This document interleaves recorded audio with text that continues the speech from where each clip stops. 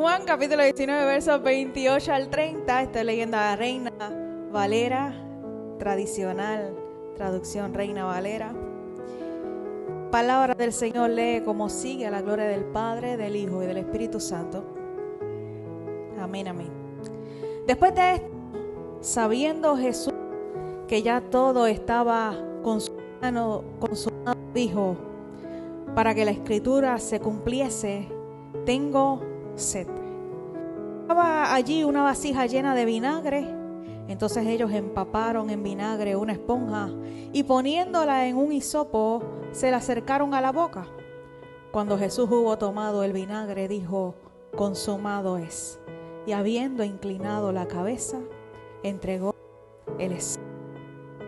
Permítame orar. Padre, te adoro y te bendigo, Señor Jesús.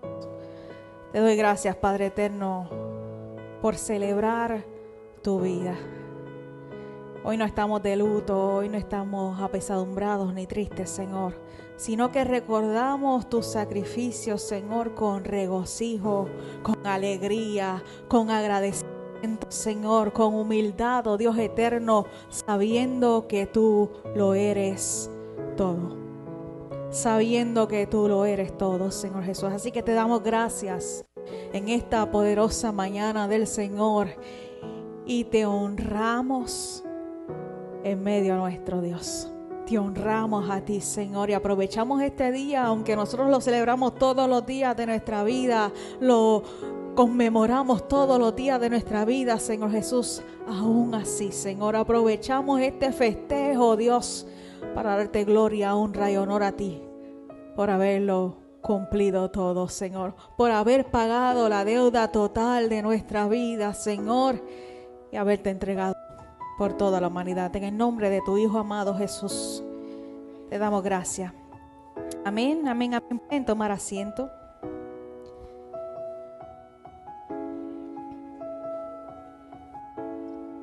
El ministerio de Jesús en la tierra duró aproximadamente 3 años y medio.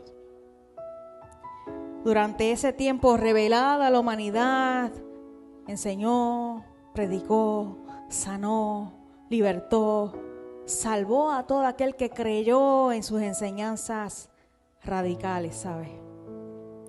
Jesús fue en contra directamente del sistema religioso y apuntó al reino de los cielos por encima del reino terrenal. Y decía constantemente, el reino de los cielos se ha acercado. Sin embargo, aunque vino a hacerle bien al pueblo, aunque vino a darle ejemplo práctico, y aunque vino a llenarlos de esperanza, los líderes religiosos no quedaron satisfechos con ese ejemplo. No lo toleraban, no toleraban sus enseñanzas, no toleraban sus sanidades, no toleraban sus libertades. No toleraban que Jesús rompiera las reglas de hombres. No toleraba que Jesús se sentara a comer y a beber con pecadores. No toleraban que Jesús tocara a los impuros, que se acercara a los leprosos, a los enfermos, a las mujeres, a los muertos. Pero sobre todo le molestaba en gran manera el hecho de que Jesús pudiera decir, perdono tus pecados. Y sobre todo que se hiciera llamar Hijo de Dios. Los líderes no lo toleraban. Tildaban a Jesús de hereje, que era gobernado por Beelzebú, príncipe de los demonios, y que por eso era que libertaba a los demonios. Jesús enseñaba en las sinagogas, en el templo, en las casas, en la calle, y eso les reventaba la paz a los líderes religiosos, que solo se podían jactar a sí mismos por su propia sabiduría humana y que no ponían en práctica lo que tanto ellos enseñaban. Jesús les llamaba sepulcros blanqueados. Estaban limpios por fuera y podridos por dentro. Hagan lo que dicen, Jesús decía, pero no hagan lo que hacen. Así que este tipo de ministerio de alcance a la necesidad humana fue inaceptable a los líderes religiosos de aquella época. Así que planificaron apresarle y no solamente meterlo preso, sino matarle. Caifás, el sumo sacerdote, en medio de sus argumentos para persuadir a los líderes, dijo: ¿no saben que nos conviene que un solo hombre muera por el pueblo a que toda la nación perezca? Claro, él estaba hablando desde el lugar de privilegio en el que se encontraba, lleno de lujos, lleno de comodidades, muy distante a la situación del pueblo. El asunto es que esto fue lo que hizo que Jesús llegara a la cruz. Ser ejemplo de empatía, ser ejemplo de humildad, acercarse a la necesidad humana y apuntar el camino hacia la salvación desde aquí, desde la hora y hasta la eternidad. Si la gente se pregunta por qué Cristo fue a la cruz, esta fue la razón. No toleraron su ejemplo. Una determinación injusta, pudiéramos concluir muchos, pero la realidad es que muchos otros se atreven a expresar: yo no lo mandé a morir por mí. ¿Ustedes han escuchado esa expresión? Yo no lo mandé a subir a la cruz por mí. Yo no lo mandé a perdonar mis pecados. Yo no lo mandé a derramar su sangre. Y entonces, con esas expresiones en pleno siglo XXI, volvemos a crucificar a Jesús. Una semana antes de haber sido arrestado, Jesús había entrado a Jerusalén montado en un pollino y siendo proclamado rey por la multitud que gritaba: Hosana al rey que viene en el nombre del Señor. El pastor el domingo pasado nos afirmaba, ¿verdad?, que las expectativas del pueblo estaban muy distantes a lo que era la voluntad de Dios para su vida. Este rey venía a salvarlos, pero no del plano terrenal, sino para que se estableciera el reino celestial en medio de ellos. Sin embargo, aquellas palabras fueron torcidas por personas que no comprendieron la misión de Jesús en la tierra. Él venía a mostrar el camino hacia el Padre. Y entonces Jesús es apresado por ser un revolucionario, por ser un hereje, por autoproclamarse hijo de Dios, por hacer maravillas que ningún otro podía imitar. Esa fue la razón. Pero la realidad es que a Jesús no le quitaron la vida. Él la dio voluntariamente. Juan 10, versos 17 al 18 expresan: por eso me ama el Padre, porque yo pongo mi vida para volverla a tomar. Nadie me la quita, sino que yo mismo la pongo. Tengo poder para ponerla y tengo poder para volverla a tomar. Este mandamiento recibí de mi Padre. Cuando Pilato está en medio de su interrogatorio diciéndole: ¿qué hiciste? ¿De qué te acusan? ¿Es verdad que tú eres el rey? ¿Es verdad que tú eres el Hijo de Dios? Sin embargo, Jesús permaneció callado. Y Pilato le dijo: ¿no sabes que yo tengo en mis manos la potestad de librarte de la muerte? Sin embargo, Jesús le respondió: a no ser que esa voluntad se te haya dado desde lo alto, tú no puedes quitar el hecho de que yo voy a la cruz, de que yo voy a morir por toda la humanidad. Fueron sus únicas palabras expresadas ante Pilato, ¿sabes? Porque por lo demás él permaneció mudo, enmudeció. Y este es uno de los más grandes ejemplos que nos muestra nuestro Creador. Cuando te estén injuriando, cuando te estén acosando, cuando estén lamentando falsos testimonios de ti, permanece callado. Porque hay uno más arriba en el cielo, aquel que está sentado sobre su trono, que sigue en defensa tuya. Y tú no necesitas autodefenderte. Los líderes religiosos no estaban defendiendo a Dios, ¿sabe? Ellos se estaban defendiendo a sí mismos. Estaban defendiendo sus propios beneficios, porque el hecho de que se levantara uno y se proclamara rey significaba ir en contra del sistema político, y por lo tanto el lugar de privilegio en el que ellos se encontraban iba a ser removido. Ese era su temor, su miedo. Pero Jesús sabía que iba a ser apresado. Jesús sabía que iba a ser azotado. Jesús sabía que iba a ser abofeteado, que iba a ser burlado, que iban a hacer de su cuerpo carne molida.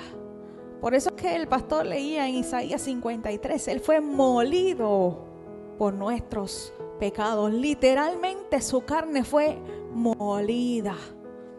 Porque aquellos azotes que se le daban, yo no sé si usted gráficamente ha visto la película de Mel Gibson, ¿verdad? La Pasión de Cristo, cómo el látigo en sus puntas tenían una especie de acero que arrancaba su piel cuando aquel látigo le azotaba en su espalda. Así que literalmente el cuerpo de Jesús fue hecho molido por nosotros. Jesús sabía que iba a derramar cada milésima de su sangre. Jesús sabía que tenía que ser crucificado.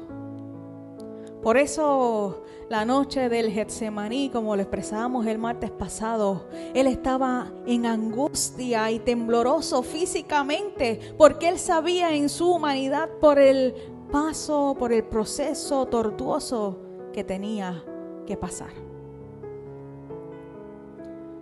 Fue una de las luchas más difíciles entre su humanidad y su divinidad.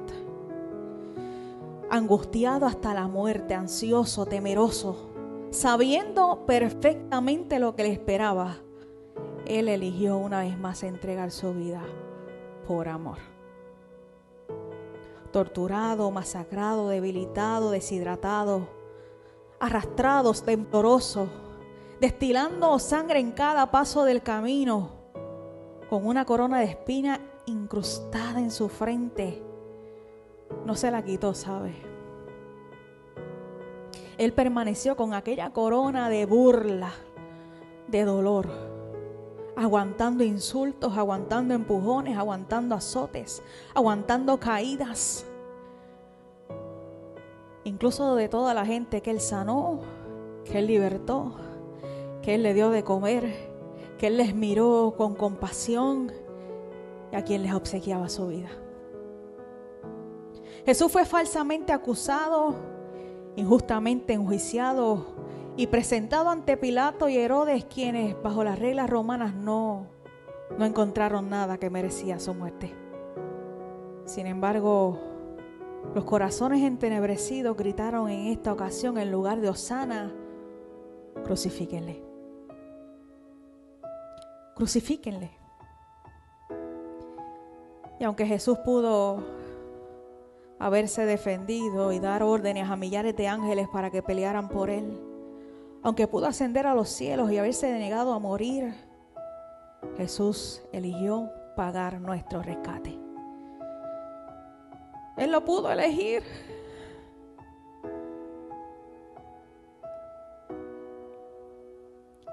Muchas veces en medio de nuestra reflexión pensamos, ¿por qué?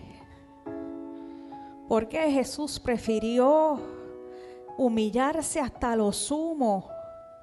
Porque ciertamente cuando Él eligió y decidió desprenderse de toda su gloria, de todo su esplendor, despojarse de toda su divinidad y hacerse hombre y encarnarse, Él sabía que se iba a humillar hasta lo sumo, hasta la muerte, y no cualquier muerte, sino hasta la muerte de cruz.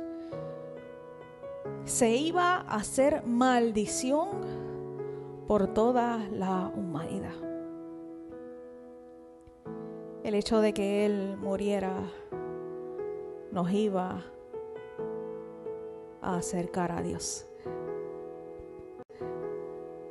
Él era el puente. El puente que en medio de la crucifixión nos alejaba del pecado y nos acercaba a Dios. Todos habíamos sido destituidos de la gloria de Dios. Todos merecíamos morir en nuestros delitos y en nuestros pecados. Sin embargo, su amor abarcaba mucho más allá de los malos caminos, de los malos pensamientos, de las malas decisiones, de nuestro camino de perversidad. Su amor nos arropa con sus brazos extendidos desde la cruz. Desde aquella cruz, Jesús sabía lo que alcanzaba. Alcanzaba perdón, alcanzaba salvación, alcanzaba la vida eterna en lugar de condenación para toda la raza humana de todas las generaciones. Las generaciones pasadas, las generaciones presentes y las generaciones futuras. Él alcanzaba a toda la generación. Desde aquella sentencia de muerte cruel e incomprensible, dolorosa, Él expresó sus últimas palabras. Una de ellas, tengo sed. Tengo sed es la quinta palabra de la cruz, expresada desde su angustia física. Dicen los expertos que él habían transcurrido 16 horas sin agua, sin comida, con pérdida de sangre, con el calor del sol intenso del mediodía. Y todos estos elementos se complementaban para que él tuviera una sed tan agravosa que su lengua se pegara a su paladar.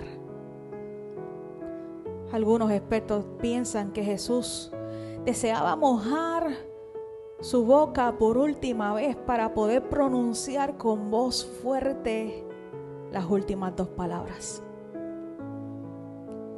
Esta exclamación era otra evidencia de la plena humanidad de Jesús. Aquí se refutaba algunos pensamientos filosóficos que decían que Jesús no sufrió en la cruz, que era su espíritu el que estaba allí y no su humanidad. Pero, sin embargo, con esta expresión Jesús demostró su humanidad al 100%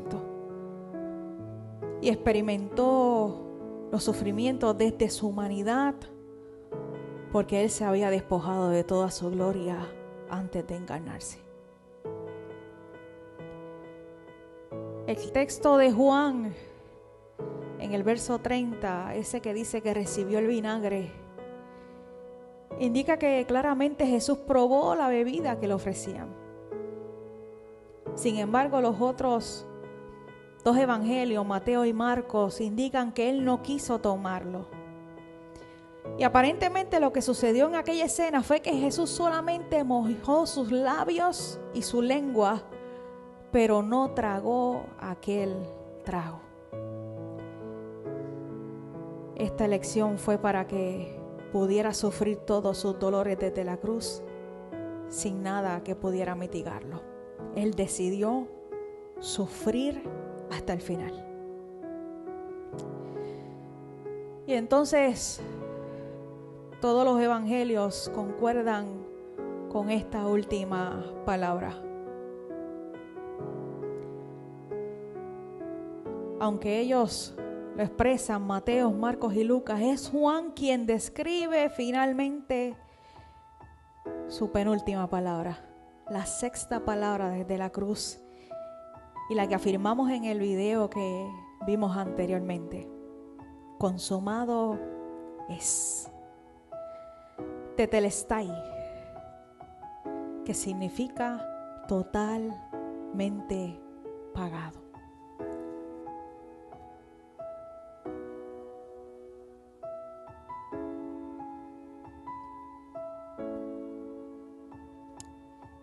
Consumado es. En la tradición se encuentran algunos recibos de impuestos que tienen esta palabra ponchada, tetelestai.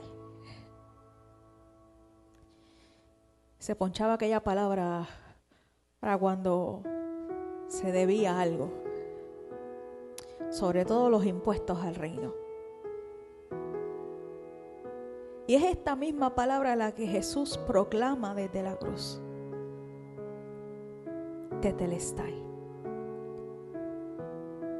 Ya lo he pagado todo.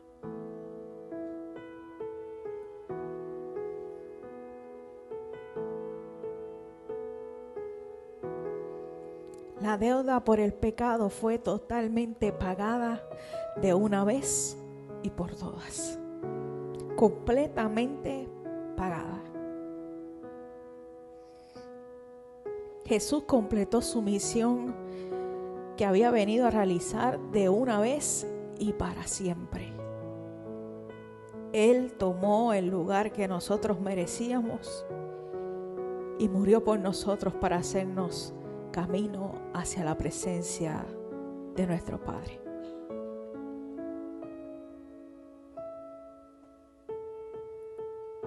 Una vez que Él suspiró y entregó su espíritu al Padre, el velo del templo fue rasgado en dos. Aquel velo que separaba la presencia de Dios, el lugar santísimo donde habitaba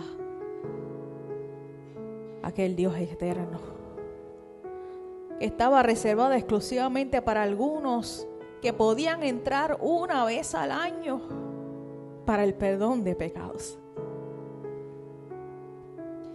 Sin embargo, con la última expiración de Cristo desde la cruz, aquel velo se rasgó en dos. Y esto afirmaba que Jesús nos daba acceso directo a la presencia del Padre.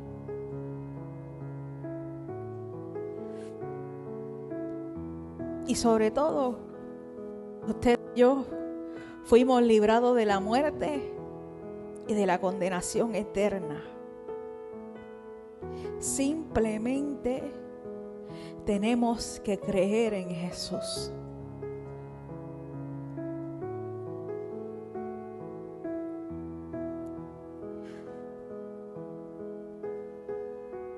La humanidad hace tan difícil estas palabras.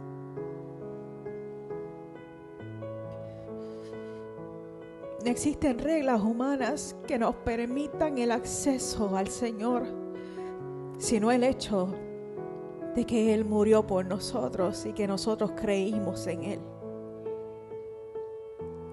Es lo único que tenemos que hacer. Creer en Jesús y en su ejemplo. Nosotros creemos en su muerte, pero también creemos en su resurrección. Y seguimos su ejemplo de vida para encontrarnos con Él por toda la eternidad. Ese es el resumen de lo que Cristo vino a hacer por nosotros. Es por eso que todo aquel que reconoce a Jesús como Salvador y como Señor, como el dueño de su vida,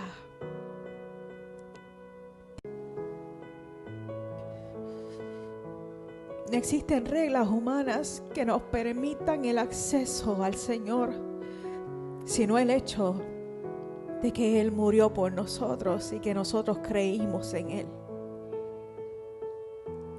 Es lo único que tenemos que hacer. Creer en Jesús y en su ejemplo. Nosotros creemos en su muerte, pero también creemos en su resurrección. Y seguimos su ejemplo de vida para encontrarnos con Él por toda la eternidad. Ese es el resumen de lo que Cristo vino a hacer por nosotros. Es por eso que todo aquel que reconoce a Jesús como Salvador y como Señor, como el dueño de su vida, tiene salvación y tiene garantizada la vida eterna. La muerte de Jesús nosotros anunciamos y recordamos todos los días, y lo hacemos hasta el día en que Él cumpla su promesa final de regresar por su iglesia. Él viene a buscarnos para que usted y yo podamos habitar con Él por toda la eternidad. Y esto lo hacemos en memoria de Él. En memoria de Él. ¿Qué tal si te pones de pie conmigo? Gloria a Jesús.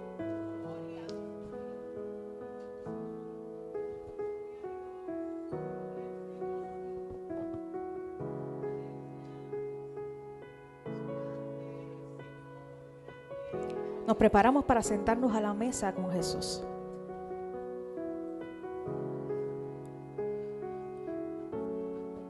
Te adoramos a ti, Señor.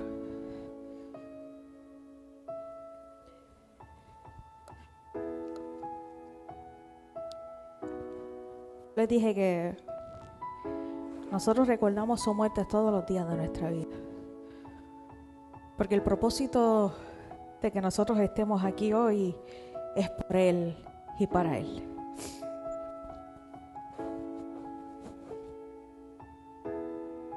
Pero el Señor mismo constituyó un recurso extraordinario que nos comparte, y es podernos sentar a la mesa con Él.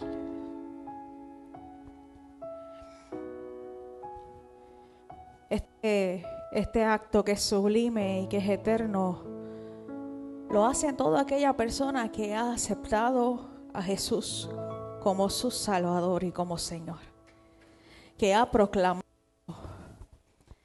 proclamado que es hijo de Dios, que se ha bautizado para testigo o testimonio público y que consagra su vida en el cuerpo de Cristo como lo es la iglesia. 3 requisitos: haber aceptado a Jesús como Señor y Salvador, haberse bautizado como testimonio público y tener comunión en la iglesia como cuerpo de Cristo. Si tienes estos 3 requisitos, hoy usted y yo nos podemos sentar a la mesa con Jesús. Pero aquellos que nos visitan o los que todavía están en proceso de cumplir estos requisitos, no queremos dejarlo de lado. Y nosotros tenemos una cena. En la tradición se encuentran algunos recibos de impuestos que tienen esta palabra ponchada, tetelestai. Se ponchaba aquella palabra para cuando se debía algo, sobre todo los impuestos al reino. Y es esta misma palabra la que Jesús proclama desde la cruz. Tetelestai. Ya lo he pagado todo.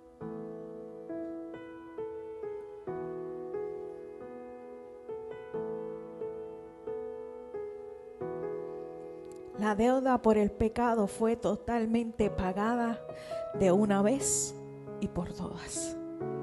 Completamente pagada. Jesús completó su misión que había venido a realizar de una vez y para siempre. Él tomó el lugar que nosotros merecíamos y murió por nosotros para hacernos camino hacia la presencia de nuestro Padre.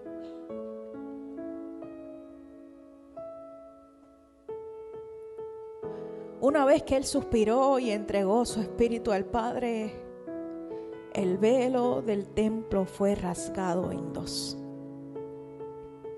Aquel velo que separaba la presencia de Dios, el lugar santísimo donde habitaba aquel Dios eterno, que estaba reservado exclusivamente para algunos que podían entrar una vez al año para el perdón de pecados. Sin embargo, con la última expiración de Cristo desde la cruz, aquel velo se rasgó en dos.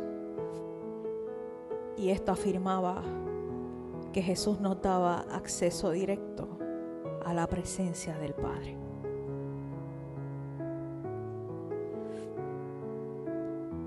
Y sobre todo, usted y yo fuimos librados de la muerte y de la condenación eterna. Simplemente tenemos que creer en Jesús.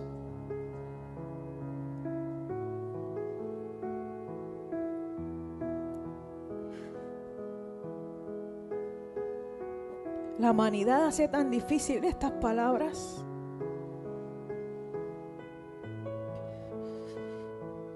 No existen reglas humanas que nos permitan el acceso al Señor, sino el hecho de que Él murió por nosotros y que nosotros creímos en Él.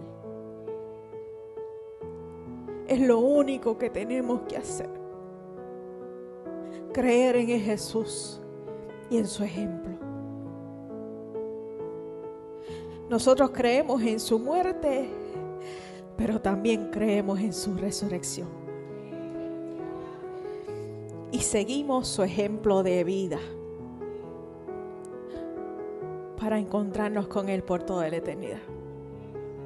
Ese es el resumen de lo que Cristo vino a hacer por nosotros. Es por eso que todo aquel que reconoce a Jesús como Salvador y como Señor, como el dueño de su vida, tiene salvación y tiene garantizada la vida eterna. La muerte de Jesús nosotros anunciamos y recordamos todos los días,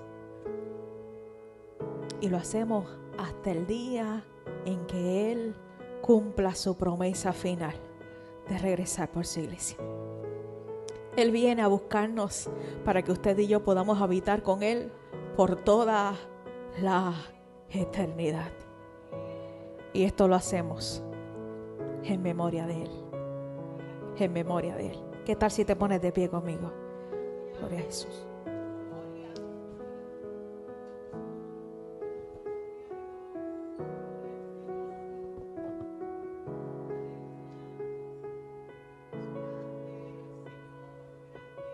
Nos preparamos para sentarnos a la mesa con Jesús.